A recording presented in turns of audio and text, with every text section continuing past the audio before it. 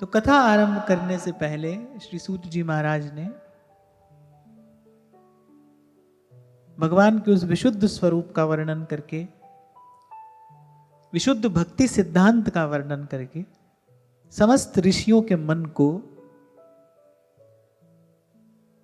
एक दिशा में स्थापित किया।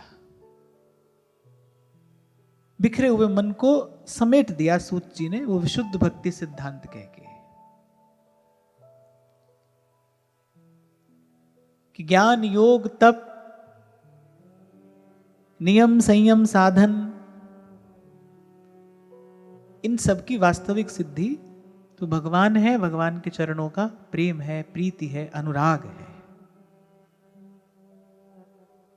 और कल यहीं पर मैंने चर्चा को विराम दिया था, इसलिए कहा क्योंकि विधि निषेध के द्वंद्व में उलझा हुआ उन ऋषियों का मन है।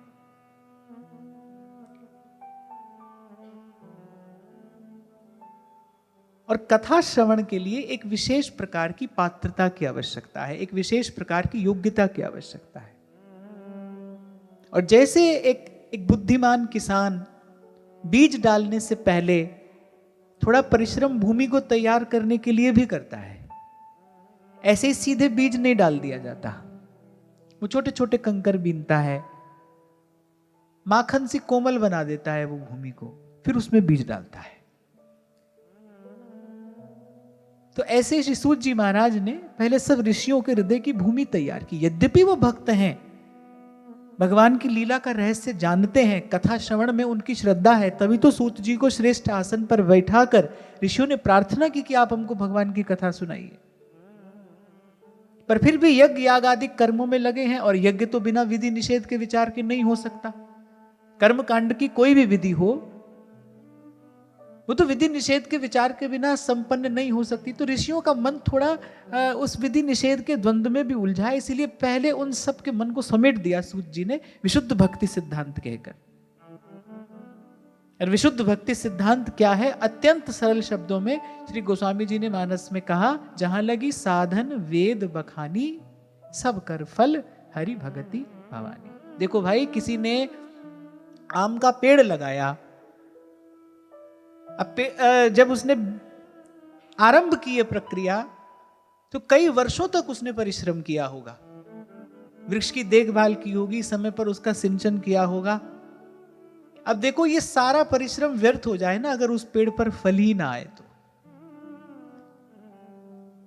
ये जो महादेव कह रहे हैं ना, जहां लगी साधन वेद बखानी, सब कर फल हरि भगति भवानी।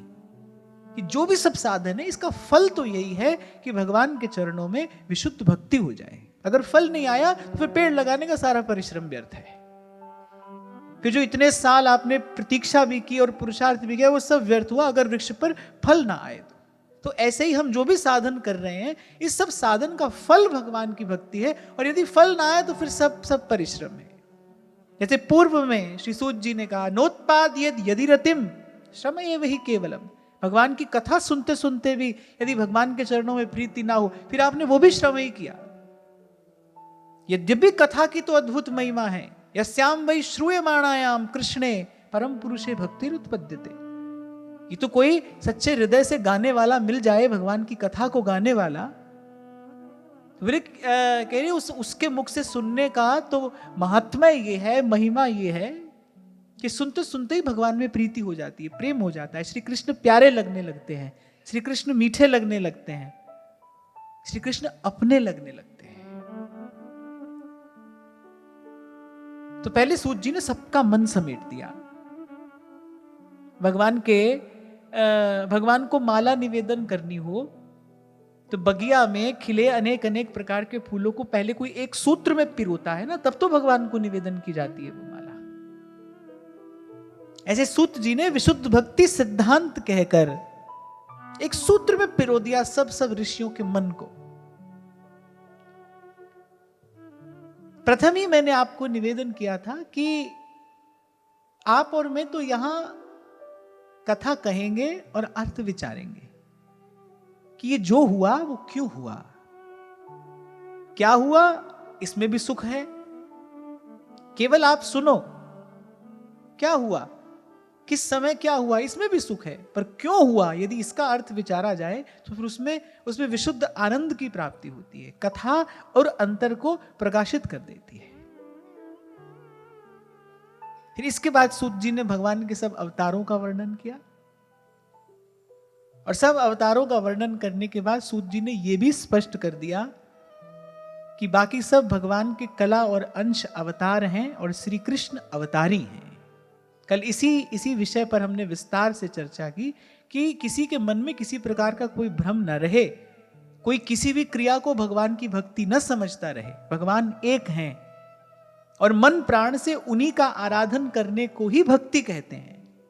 एतेश्चांस कला पुंसः कृष्णस्तु भगवान स्वयं इंद्रारि व्याकुलम लोकं मृडयन्ति युगे युगे। एक है, वही सबके अवतारी हैं, वही सबके मूल हैं, और युग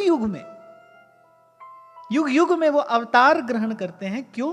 जब कहे ना भगवान का अवतार हुआ, अर्थात ये जो अवतार है ये अकारण करुणा वरुणालय भगवान की कृपा करुणा का प्रमाण है।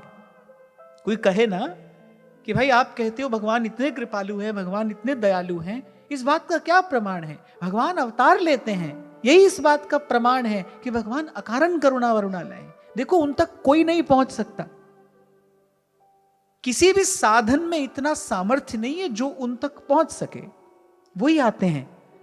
भगवान अवतार न लें तो कैसे भगवान की लीला हो, और अगर भगवान की लीला ना हो तो फिर लीला कथा का वो अमृत कैसे प्राप्त हो जिसका पान करके ही जीव भवसागर से पार होता है।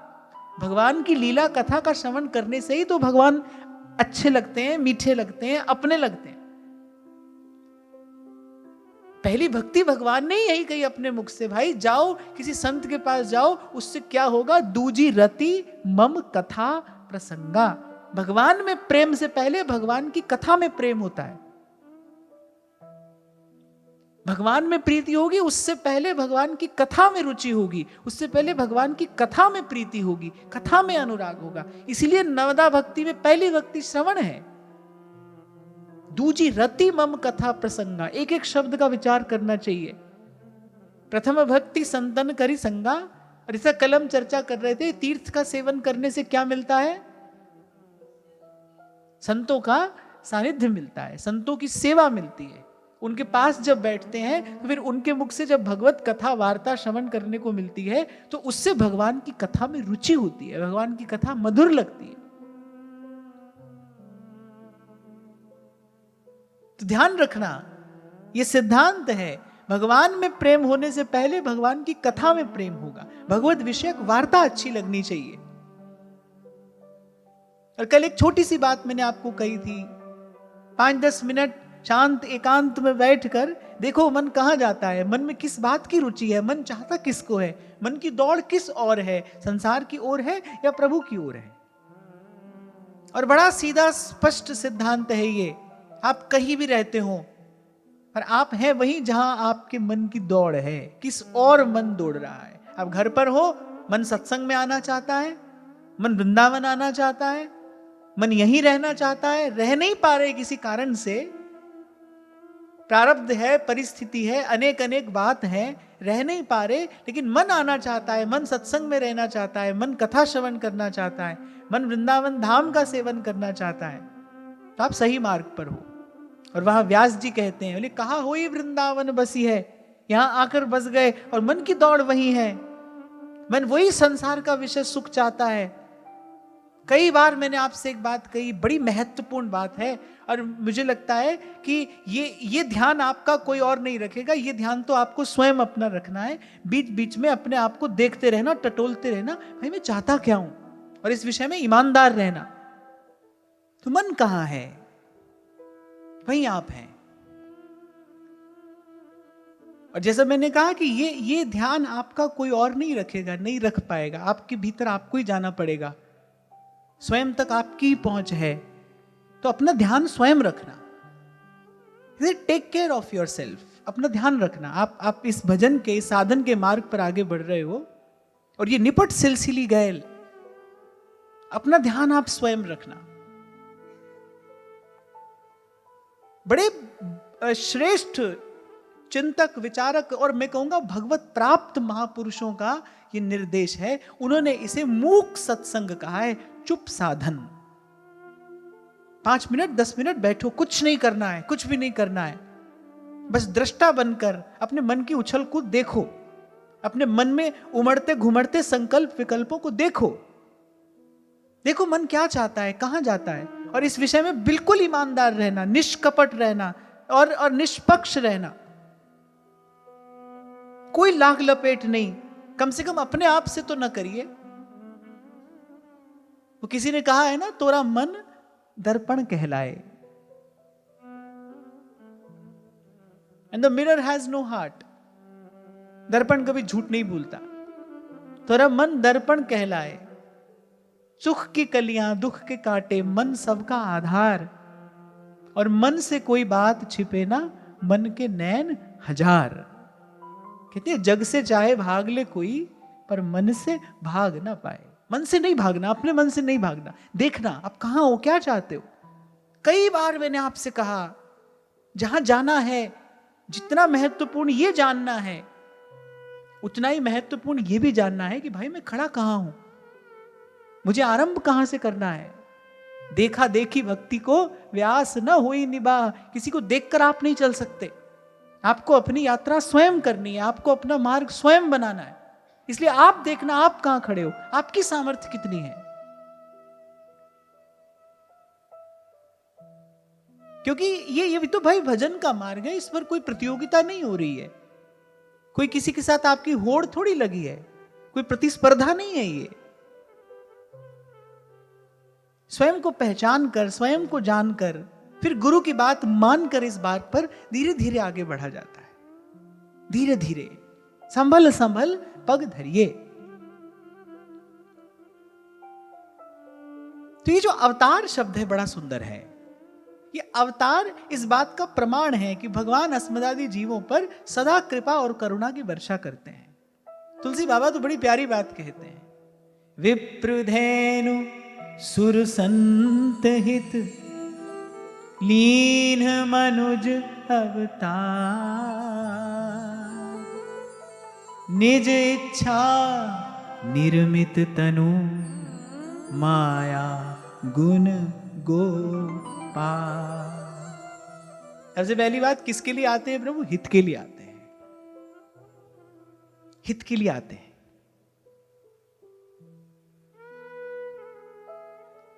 कोई भी संप्रदाय हो, कोई भी मत विचार सिद्धांत हो, हित को तो भाई सबको मानना पड़ेगा ना। जो भी किया जा रहा है वो अब आत्महित के लिए ही तो किया जा रहा है, आत्म कल्याण के लिए तो किया जा रहा है। आप जितना इस हित के रस रहस्य के इस भाव के निकट जाएंगे, आप उतना आश्चर्य और आनंद से भरते चले जाएंगे कि सारे अस्तित्व को चलाने वाली सत्ता तो हित ही है, हित ही है। छोटी से छोटी वस्तु भी आप प्रयोग करते हो, वो आप इसीलिए तो करते हो ना कहीं वो आपका हित करती है। सर्दी आई, आपने ऊनी वस्त्र पहना है, अब भाई वो ऊनी वस्त्र अगर आपको गर्मी नहीं पहुंचाता है तो वो किसी काम का नहीं है, आप उसको छोड़ दोगे। आप उसी वस्त्र को तो ग्रहण करोगे ना जो सर्दी में आपको थोड़ी उष्णता प्रदान करे, जो आपका हित करे। छोटी से छोटी वस्तु आप देखना, छोटे से छोटा संबंध आप अपने जीवन में वही ग्रहण करोगे जिससे आपका हित हो, कि सब कुछ हित के लिए ही हो रहा है। उसी हित के लिए भगवान भी आते हैं। और किसके हित के लिए? विप्र धेनु सुर संत हित, लीन मनुज अवतार। तो अवतार होता है तो सब जानते हैं, क्यों होता है? हित के लिए होता है। किसी राक्षस का वध करने के लिए भगवान नहीं आते, किसी से युद्ध करने के लिए भगवान नहीं आते। विप्र धेनु सुर संत हित क्यों आते हैं? जब प्रभु आते हैं तो अपनी लीला का विस्तार करते हैं, और फिर जो लीला भगवान करते हैं उस लीला कथा का गान कर करके अनंत अनंत काल तक जीव भव से पार हो जाते हैं। क्यों? क्योंकि भगवान की जो लीला कथा है वो अंतःकरण को शुद्ध करके फिर भगवान में प्रेम प्रीति उत्पन्न कराने वाली है। ये कथा की महिमा है। इसीलिए जो गाता है वो आप भी तर जाता है। सतरती सतरती लोकान तारयति। आप तरे औरन को तारे, आप तरे औरन को तारे। गत सत्र में भी मैंने आपको संकेत किया था, हमारे श्री हरिराम व्यास जी कहते हैं, शुक मुख वचन रचन कह कोटिक, शुक मुख वचन रचन कह कोटिक, बिगड़े व्यास सुधारे प्यारे, हरि प्यारे के प्यारे, भावत हरि प्यारे के। व्यास जी तो कहते हैं भाई संतों ने यही श्रीमद् भागवत की कथा सुनाकर शुक मुख वचन रचन कह रहे कह कोटिक बिगड़े व्यास सुधारे। व्यास जी कह रहे हम जैसे कितने जीवों को सुधार दिया इस कथा ने।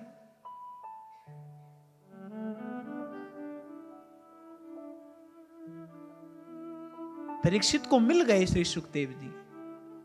कितना अल्प सा काल बचा था। देखो ब्राह्मण ने क्रोध में आकर कैसा श्राप दे दिया ऐसे धर्म परायण राजा को। आप देखो महाराज परीक्षित का कैसा तेज और कैसा सामर्थ्य होगा कि उनके रहते कलयुग आ नहीं सकता। और उस ब्राह्मण कुमार ने आवेश में आकर ऐसे धर्म परायण राजा को श्राप दे दिया। 7 दिन बचे, 7 दिन वहां दूसरी ओर संत कह रहे हैं, जन्म जन्म मुनि जतन कराही, अंतराम कहियावत नाम। जन्म जन्म जतन करने पर भी इस भव बंधन से मुक्ति नहीं मिलती। कोई ऐसा मिल जाए इतने अल्प से काल में हमारा भव भंजन करा दे। अच्छा एक और बात,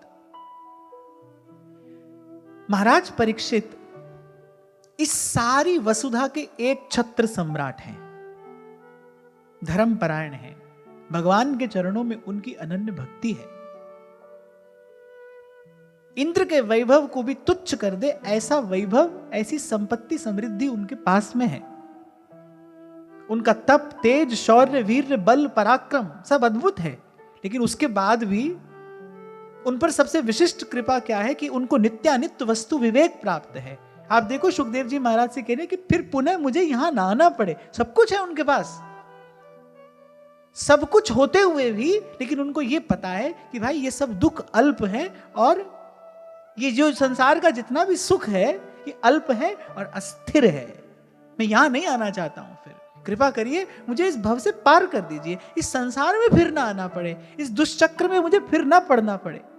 क्योंकि परीक्षित जी को याद है कि जननी के गर्भ में जब ब्रह्मास्त्र का प्रहार कर दिया था अश्वत्थामा ने, उसका दुसह्य तेज जो था कैसे जलाए जा रहा था। उनको याद है कितना कष्ट मैंने गर्भ में सहा। कबीर कहते हैं कहे कबीरा याद कर, पग ऊपर तलसीस। अपने मन से कहते अरे कबीर वो दिन याद कर। कहे कबीरा याद कर, पग ऊपर तलसीस। पांव ऊपर थे, सिर नीचे था, उल्टा लटका था जननी के गर्भ में। चारों ओर मलमूत्र की दुर्गंध थी, जठराग्नि का ताप था। कह रहे वो दिन याद कर। मृत मंडल में आए के,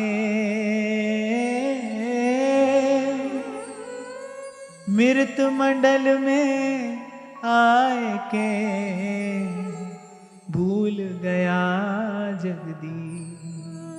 बोले यहां आया और बोले प्रभु को विसार दिया। कहे कबीरा याद कर, पग ऊपर तलसीस, और मृत मंडल में आए के और बिसर गया जगदीश। देखो कुछ बातें ऐसी हैं जो आपको ही अपने मन को पढ़ानी होंगी। सत्संग का फल यही है, अपने मन से संवाद स्थापित करना आ जाए। अभी तो जहां मन दौड़ रहा है आप भी दौड़ रहे हो, जहां मन भाग रहा है आप भी भाग रहे हो, जो मन चाहता है वही आप कर रहे हो। सत्संग का प्रसाद यही है, अपने मन से संवाद स्थापित करना आ जाए आपको, अपने मन से बात करनी आ जाए, अपने मन को सद्मार्ग दिखाना आ जाए। इसी को तो विवेक कहते हैं।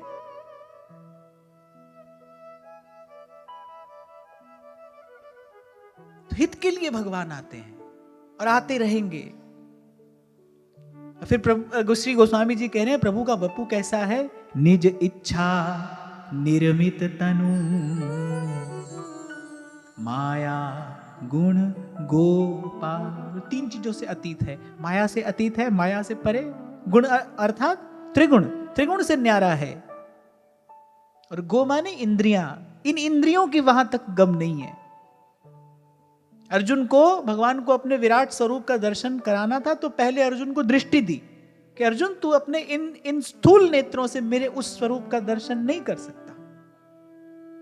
जब प्रभु किसी से मिलना चाहते हैं तो पहले उसको अपने योग्य बनाते हैं। कैसे बनाते हैं? पहले उसके जीवन में संत भेजते हैं। इसीलिए कहा जाता है दीक्षा के समय नया जन्म होता है, गुरु आपको एक भाव देह देता है, उस शाश्वत भाव का बीज वो आपके हृदय की भूमि पर डालता है। फिर जब आप भजन करते हो, साधन करते हो, फिर धीरे धीरे वो आकार लेता है।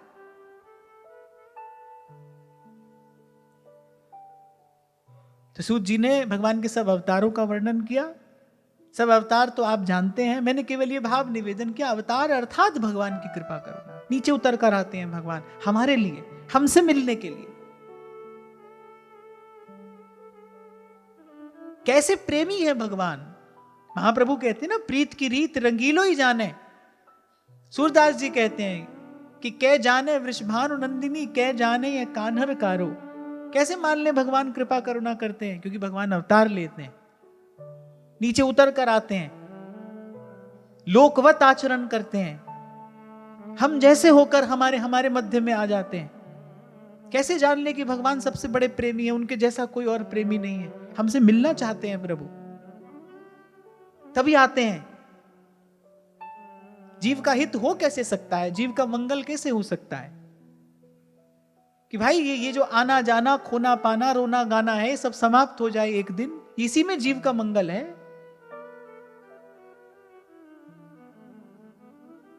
इसी में जीव का हित है, जीव के हित के लिए भगवान आ रहे। विप्र धेनु सुर संत हित, ये 4 प्रभु को अत्यंत प्रिय है। सबसे पहले तो भगवान ब्रह्मण्य देव हैं, ब्राह्मण। विप्र का एक और अर्थ है, वेद पाठात भवेत विप्रः, अर्थात जो वेदों का अनुशासन मानता है, जो सत्य सनातन वैदिक मार्ग पर चल रहा है, जो धर्म का आचरण करता है, वो भगवान को प्यारा है। प्रभु उससे प्रेम करते हैं। विप्र धेनु गौ सुर देवता और संत हित लीन मनुज अवतार। और कैसा वपु धारण करके आते हैं भाई, जैसी उनकी इच्छा हो। वामन होकर भी आ सकते हैं, वामन होकर भी आ सकते हैं, नृसिंह होकर भी आ सकते हैं। निज इच्छा, निज इच्छा निर्मित तनु माया गुण गोपाल। माया से परे, त्रिगुण से न्यारे, और इन इंद्रियों की सामर्थ्य नहीं है, इनसे, इन मन वाणी से कहीं दूर। तो ये अवतार का रहस्य है। अवतार के मूल में क्या है? अवतार के मूल में है भगवान की कृपा, भगवान की करुणा, भगवान का प्रेम। और फिर इतना तो कहना पड़ेगा कि भाई यूं तो हरि व्यापक सर्वत्र समाना, लेकिन भारत भूमि पर भगवान की विशेष कृपा है कि प्रभु जब भी अवतार लेते हैं तो इसी पवित्र भूमि पर ग्रहण करते हैं। अवतार भगवान यहीं पर धारण करते हैं। अरे सारी सृष्टि क्या है, अनंत कोटि ब्रह्मांड नायक है भगवान, अनंत कोटि ब्रह्मांड नायक। भगवान के एक एक रोम में कोटि कोटि ब्रह्मांड समाये हैं। लेकिन भगवान अवतार जब ग्रहण करते हैं, प्रभु को जब लीला करनी है, तो भगवान इसी भारत की पवित्र भूमि पर आते हैं। इसीलिए संत कहते हैं ज्ञान सहित नर देह वर भरत खंड में हो, तो न चाख्यो प्रेम रस, तो न चाख्यो प्रेम रस, ताको रहिए रो। इसलिए बार बार आपको कहता हूं, अनेक अनेक बार आपको स्मरण दिलाता हूं, भूलना नहीं कि विशेष कृपा हुई है हम पर। मनुष्य तो भाई संसार में कोने में कहां कहां है, हमें भगवान ने मनुष्य का जन्म भी दिया और इस पवित्र भूमि पर दिया, भारत भूमि पर मनुष्य होकर जन्मे। श्रीमद् भागवत स्वयं कहती हैं, अहो अमीशाम किमकारी शोभनम प्रसन्न येषाम सुचुत स्वयं हरिहि।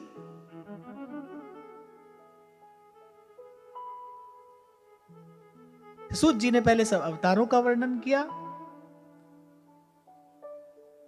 और बार बार इसी बात की ओर श्री सूत जी का संकेत है कि भाई स्थूल भी वही है, सूक्ष्म भी वही है, और स्थूल और सूक्ष्म से कोई न्यारा है वो भी वही है, उसी को प्राप्त करना लक्ष्य है। कल विश्राम के समय मैंने आपको निवेदन किया था कि श्री सेवक जी महाराज ने सबसे पहले हित का जस विलास कहा। विश्वंभर सब जग आभास, जस वर्णौ हरिवंश विलास, श्री हरिवंश ही गाई हूं। देखो, जब तक सबको प्रभु का स्वरूप नहीं जान मान लोगे तब तक तो राग द्वेष बना रहेगा, अहमता ममता बनी रहेगी, मन में द्वंद्व बना रहेगा, चित्त शुद्ध हो ही नहीं सकता।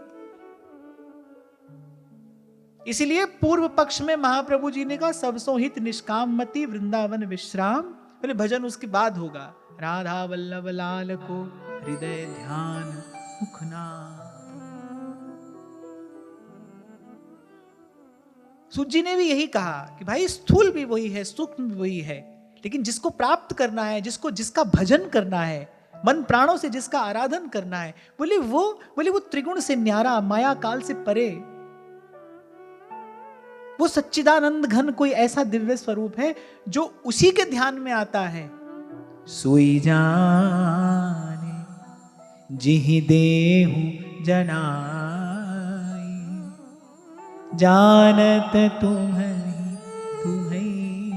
होई जा। इस अध्याय में एक बड़ा प्यारा श्लोक है।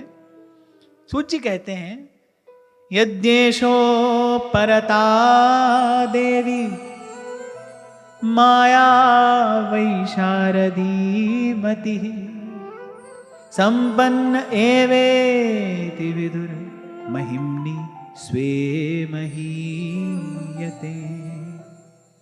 कि तत्वज्ञानी लोग ये बात जानते हैं कि जिस समय ये बुद्धि रूपा परमेश्वर की माया निवृत्त हो जाती है, यानी जो बुद्धि है ना, यही परमेश्वर की माया है। कह रही जब ये बुद्धि रूपा परमेश्वर की माया निवृत्त हो जाती है, पहले उस समय जीव अपने आत्म स्वरूप को जान लेता है, पहचान लेता है। आप देखो, ये जितना अहमता ममता का विचार है, मेरा तेरा का जो विचार है, कौन करता है? बुद्धि तो करती है। माया है क्या? गोस्वामी जी कह रहे मैं और मोर तोर तैं माया। बोले मेरा तेरा यही माया है, और ये मेरा है, ये तेरा है, ये विचार कौन करता है? हृदय नहीं करता है, ये हृदय नहीं करता है, बुद्धि करती है। बुद्धि, आप देखो बालक बहुत छोटा है, उसे कुछ पता नहीं, किसी की भी गोद में चला जाएगा, थोड़ा बड़ा होगा फिर वो मेरा तेरा पहचानने लगता है। अच्छा, हम कहते हैं देखो सयाना हो गया। यहां जिसको जितना अधिक मेरा तेरा करना आता हो, कहते व्यक्ति उतना ही बुद्धिमान है। तो देखो बालक कितना सयाना हो गया, बोले अमुक व्यक्ति देखो कितना सयाना है। और यहां जो तत्ववेत्ता महापुरुष हैं, जिन्होंने सत्य को जान लिया है, वो कहते भाई यही भगवान की माया है। इसीलिए स्वामी रामकृष्ण परमहंस रोकर कहते थे भगवती के सामने, ले हे मां कृपा करो, मेरी बुद्धि पर कुठाराघात कर दो, कि बार बार तुम्हारे होने का प्रमाण मांगती है। सेवक जी भी कह सकते थे श्री हरिवंश प्रमाण बुद्धिम, कह रहे नहीं, श्री हरिवंश प्रमाण मनम, मेरा हृदय उसका प्रमाण है, बुद्धि नहीं। बुद्धि तो भगवान की माया है सारा, किंतु परंतु मेरा तेरा जितना भी द्वंद्व का बीज है वो यही तो है। वो दो पंक्तियां मैं आपको कभी सुनाता था ना, कि अगर कोई कह रहा है कि हम मजे में हैं, तो या तो फकीर है या नशे में है। जब तक आदमी होश में है, तब तक उसको मेरा तेरा पता है, तब तक उसको आनंद की अनुभूति नहीं हो सकती। तो बड़ा बड़ा गंभीर सूत्र इस श्लोक के माध्यम से श्री सूत जी ने कहा, यद्येशो परता देवी माया वै शारदी मतिः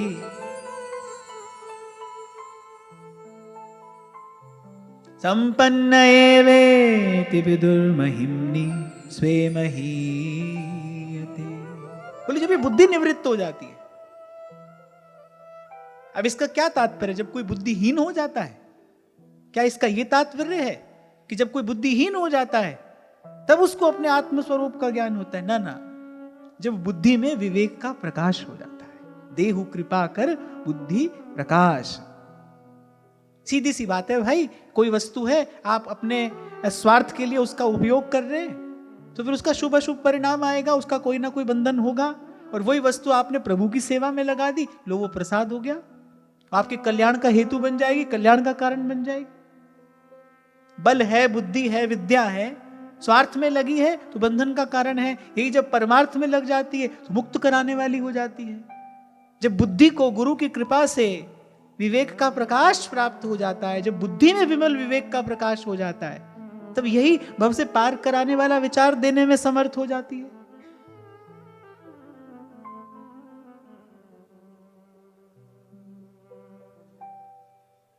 हाँ, पर बड़े दीर्घ काल के साधन के बाद, बड़े दीर्घ काल की साधना के बाद ऐसी स्थिति प्राप्त होती है। दीर्घ काल की साधना के बाद स्पष्ट कह दिया सेवक जी ने कि ऐसी भक्ति करे बहुकाल, दीर्घ काल तक इसका अनुष्ठान करे, हारे नहीं, निराश नहीं हो, धैर्य और उत्साह पूर्वक गुरु की आज्ञा पालन में लगा रहे, धैर्य और उत्साह पूर्वक, निराश नहीं हो। ये जो अभी आरंभ में मैंने आपको कहा, ये जो अवतार शब्द है, इसके मूल में भगवान की कृपा करुणा ही तो है। एक बार इसका विचार करो, यदि भगवान न आए तो उन तक कौन पहुंच सकता है? अच्छा, वो तो पूर्ण काम आत्मा राम है, वो तो अपने निजानंद में सदा मग्न है, उनको न तो ना किसी से लेना है न देना है।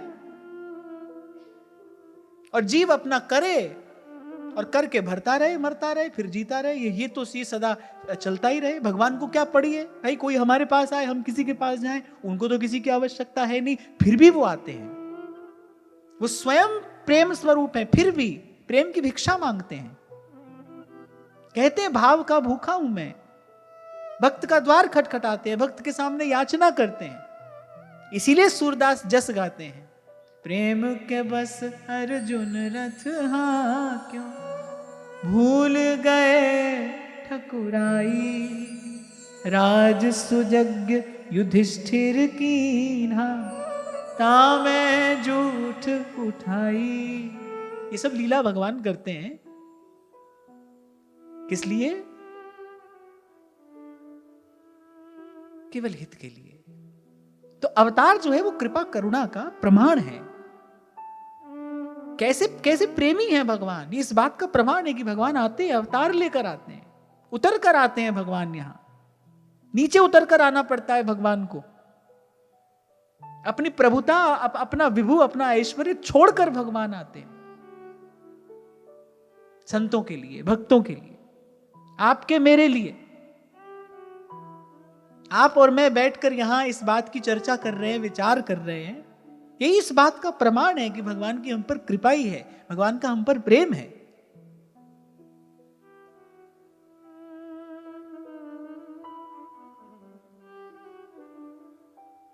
तो कहा कि जब ये स्वार्थ का विचार करने वाली, जब ये संशयात्मिका बुद्धि निवृत्त हो जाती है और गुरु की कृपा से, साधन के अनुष्ठान से जब निश्चयात्मिका बुद्धि मिलती है, तब जीव का कल्याण होता है, उसके अंतःकरण में प्रकाश हो जाता है, सही मार्ग सूझने लगता है।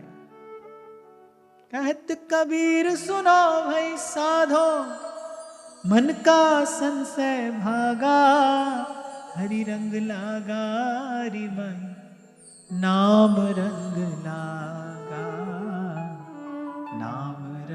लागा माई, राम रंग लागा।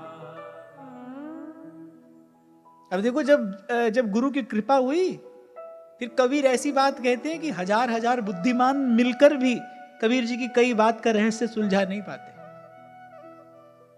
ऐसी ऐसी उलटवासियां कबीर की हैं, स्वयं कहते हैं, अरे बरसे कंबल भीगे पानी, दास कबीर की उल्टी बानी। फिर ऐसी बुद्धि हो जाती है। कबीर कहते हैं बरसे कंबल और भीगे पानी, दास कबीर की उल्टी बानी। ले बताओ, कह रहे अजब अचंभा देखा हमने, नदिया लागी आग, पानी पानी जल गया, मछली खेले फाग। ऐसी बात कबीर कह रहे। और संसार का कोई बुद्धिमान व्यक्ति गया, बोले पागलपन की सी बातें। पर संसार के हजार बुद्धिमान मिलकर भी बिना कबीर की कृपा के ये रहस्य सुलझा नहीं सकते। तो देश न्यारा है, यहां की हर बात निराली है, क्योंकि जो इस देश का जो स्वामी है वो निर्गुण और न्यारा है। तो बड़ा प्यारा ये श्लोक है, बड़ी समझने की बात है। ये भी आपको ही देखना पड़ेगा कि भाई कैसी है मेरी बुद्धि, मेरा तेरा का विचार करती है। यदि है, कहीं भी रहते हो आप, और अगर बुद्धि संशयात्मिका है, आपकी चेष्टा, आपकी वृत्ति यदि स्वार्थ परख ही है, तो अभी आप गलत मार्ग पर ही हैं। रहते कहीं पर भी हो आप, कुछ भी पहनते हो, कुछ भी खाते हो, कहीं भी रहते हो, इससे कोई अर्थ नहीं है। मन की गति कहां है? मन की गति कहां है? आपकी बुद्धि आपको कैसा विचार दे रही है, किस चेष्टा में प्रवृत्त करा रही है? मैं तो एक बात अपनी ओर से यहां कहता हूं कि भाई, एक व्यक्ति ने क्रोध में, आवेश में आकर गाली दे दी, चोरी कर ली, किसी भी आवेश में आकर उसने कोई ना करने योग्य कार्य कर लिया, मुझे तो लगता है भाई वो इतना बुरा नहीं है जितना अपने मन ही मन में किसी का बुरा चाहने वाला बुरा है। उसका तो विचार ही बुरा है। कभी कभी व्यक्ति किसी आवेश में आकर भी कोई क्रिया कर देता है, बाद में उसको बोध होता है कि भाई ये मैंने क्या किया, उसको पश्चाताप भी होता है। लेकिन अगर विचार ही बुरा है, अगर बुद्धि आपको बुरे के लिए प्रेरित कर रही है, अगर आपके मन की गति कहीं उस ओर है, तो ये बड़ी भयंकर स्थिति है। सरल शब्दों में मैं कहूं कि बुरा करने से बुरा सोचना ही ज्यादा भयावह है। बुरा करने से बुरा सोचना, वैसे तो कुछ भी करने से पहले आप उसका विचार ही करते हैं। विचार शुद्ध हो जाए तो कर्म कभी अशुद्ध रह ही नहीं सकता। अशुद्ध कर्म के मूल में अशुभ विचार है। विचार शुद्धि हो जाए तो कर्म अशुद्ध रहेगा ही नहीं। विचार पवित्र हो जाए, विचार पावन हो जाए तो।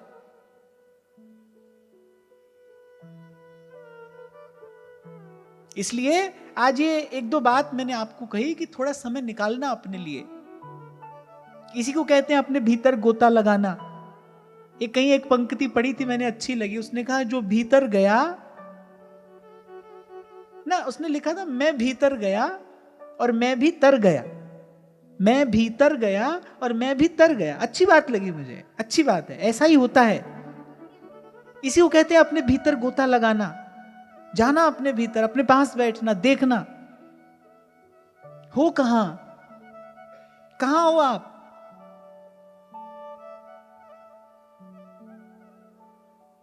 अरे ये ऐसी भगवान की प्रबल माया है, एक नहीं अनेक जन्म बीत जाते हैं, बहुत जन्म बिछड़े थे माधो, फिर कभी गुरु की कृपा से सुध आती है, ये जन्म तुम्हारे लिए। बहुत जन्म बिछड़े थे माधो,